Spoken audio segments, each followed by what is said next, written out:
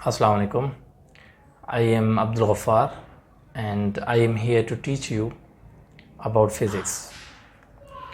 Today our lecture number 3 and our topic is errors and accuracy. हम सबको पता है कि जब भी कहीं एक्सपेरिमेंट होता है तो उसमें ज़रूर एरर्स गलतियाँ होती हैं, समटाइम नहीं भी होती हैं और समटाइम गलतियाँ होती हैं। तो उनकी कोई वजूहात हो सकती हैं, उसके कई सारे जो हैं काजेज़ हो सकते हैं। उसमें हमारी सिस्टम का प्रॉब्लम हो सकता है, उसमें हमारी पर्सनल एरर हो सकती है, उसमें हमारा ख़ुद का एक्सपीरियंस हो सकता है कि जो बंदा एक्सपेरिमेंट कर रहा है वो ख़ुद कितने तजुर्बा रखता है उस पर ना। तो ये बड़ी जो है ना इस चीज़ पे डिपेंड करता है एरर्स पे। आप देखते हैं कि जो बंदा जितना एक्सपीरियंस रखता है उसकी सैलरी उसके एक्सपीरियंस के हिसाब से होती है। सपोज़ करें आप कहीं भी मार्केट में चले जाएं तो सबसे पहली जो आपसे चीज़ पूछी जाती है कि आपका इस फील्ड में एक्सपीरियंस कितना है। भले आपके पास कोई अच्छी से अच्छी डिग्री हो, मगर अगर आपके पास एक्सपीरियंस नहीं है तो आपको पे कम करते हैं। उसकी वजूहत यही है कि आपके पास एक्सपीरियंस नहीं है। तो लाइफ में एक्सपीरियंस बहुत जो है ना बहुत ज़रूरी है।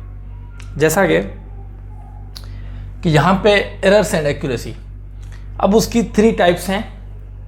पर्सनल एरर, ये जो मैं आपको बात बता रहा था ना एक्सपीरियंस की, वो इस पे डिपेंड करता है कि पर्सनल एरर में हमारी रीडिंग जो हमने एक्सपेरिमेंट किया है उसकी जो हमने रीडिंग्स ली हैं वो कितनी एक्यूरेट हैं।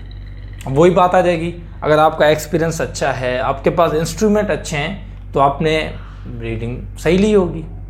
सेम रीडिंग 1 मरतबा ली है, 2 मरतबा ली है, 3 मरतबा ली है। अगर हम चाहें ना तो इसकी एरर्स को कम कैसे कर सकते हैं, तो हम रीडिंग बार बार लें।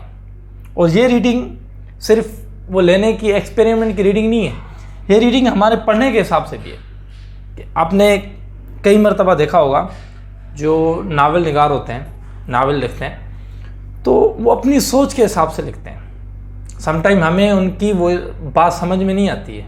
ऐसा ही है ना कि कभी कभी हमें समझ में नहीं आती। वो इसलिए नहीं आती कि हमारी सोच वहाँ तक नहीं पहुँचती जो चीज़ उन्होंने लिखी होती है। सिमिलरली अगर आप एक्सपीरियंस बंदे को हायर करेंगे, एक्सपीरियंस बंदा होगा, तो वो इस चीज़ को पढ़ने में समझ जाएगा कि इसकी बात का मतलब क्या है। ठीक है ना। और दूसरा है वे, मेथड, बहुत मस्ट इम्पॉर्टेंट थिंग्स जो है मेथड एंड आपकी ऑब्जर्वेशन। आप किस तरीके से उस चीज़ को ऑब्जर्व कर रहे हैं, आपने जो मेथड अपनाया हुआ है वो कौन सा है। मेथड बहुत मस्ट है। आपको पता है कि अगर मेथड इजी होता है तो अगले को समझने में आसानी हो जाती है। अब जो मेथड हमने रीडिंग वाला लिया है, जो जिस चीज़ के हम एक्सपेरिमेंट कर रहे हैं, अगर उसका मेथड दुरुस्त होगा तो वो हमारी रीडिंग जो सही आएगी। अगर हमने मेथड ही गलत लिया होगा हमारी, और दूसरी ऑब्जर्वेशन, हमारी थिंकिंग, हम किस तरीके से उस चीज़ को ले रहे हैं। ठीक है ना। तो ये हमारी सारी जो चीज़ें हैं वो पर्सनल एरर में आती हैं। और आपको बताएं, पर्सनल एरर में लेक ऑफ जो क्या बोलते हैं ना, नींद कम की होती है। समटाइम ना नींद कम की होती है तो उसकी वजह से भी एरर्स होती हैं। एक बंदा होता है कि बिल्कुल दिमाग थका हुआ होता है, परेशान होता है, तो हम वो रीडिंग उस तरीके से नहीं ले पाते हैं। हमारी जो सोच है, हमारी थिंकिंग है, वो हमारी उस तरीके से काम नहीं करती। तो ये सारी चीज़ें जो है ना पर्सनल एरर में आ जाती हैं। उसके बाद सिस्टमेटिक एरर, इसके चांसेस बहुत कम होते हैं। ऐसे समझें ऑलमोस्ट 0 चांसेस होते हैं। इसके ना चांसेस बहुत कम होते हैं। वो इसलिए कि सिस्टमेटिक में ये चीज़ें नहीं होती हैं कि उसकी थिंकिंग क्या है, क्योंकि वो एक चीज़ सिस्टम डिज़ाइन ही उसी चीज़ के लिए हुआ है। उस पर पहले से ही बहुत सारा जो है एक्सपेरिमेंट किया जा चुका है। जो सिस्टम हमने बनाया है, चाहे वो हमारी मशीन है, चाहे हमारे वो इंस्ट्रूमेंट हैं, वो सारे जो है सिस्टम में आते हैं। हाँ, ये चीज़ हो सकती है, इंस्ट्रूमेंट्स हमारी क्वालिटी कम हो सकती है। इंस्ट्रूमेंट जो हमने एक चीज़ ली हुई है उसकी क्वालिटी कम हो सकती है, बाकी और इसमें कोई भी एरर्स नहीं आती। ठीक है ना।